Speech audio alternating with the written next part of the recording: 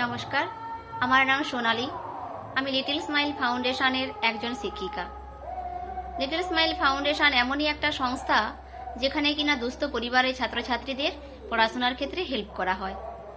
প্রথমে কিন্তু আমি বিষয়টা জানতাম না। যেদিনকার আমাকে ওইখানকার সেন্টার থেকে কল করা হয়েছিল, আমি যখন গিয়েছিলাম ওখানে সেন্টারের বিভিন্ন স্যারেরা উপস্থিত ছিলেন। তো স্যারেরা আমাকে বিষয়টা বুঝিয়ে বললেন, করোনার প্রাক্কালে আমাদের মানুষদের আর্থিক সমস্যা দেখা দিয়েছিল, তাই বিভিন্ন দুস্থ পরিবারের ছাত্রছাত্রীরা পড়াশোনার দিকে অনেকটা পিছিয়ে পড়েছিল। কেননা তাদের আর্থিক যেহেতু সমস্যা দেখা দিয়েছে, তাই তাদের বাবা মায়েরা ঠিকঠাকভাবে টিউশন দিতে পারছে না, ছেলে মেয়েদের ঠিকঠাক পড়াশোনায় গাইড করতে পারছেন না, তাই তারা অনেকটা অন্যদের থেকে পিছিয়ে পড়ছে।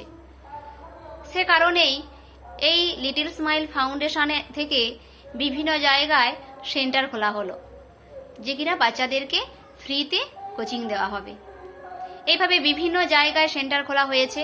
তাই আমাদের শ্রীকৃষ্ণপুরেও একটি সেন্টার খোলা হয়েছে।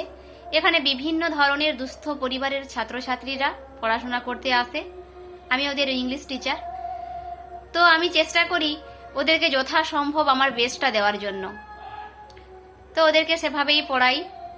ওরা যেটা না বুঝতে পারে আমি বলি যে তোমরা আমাকে বারে বারে জিজ্ঞাসা করো।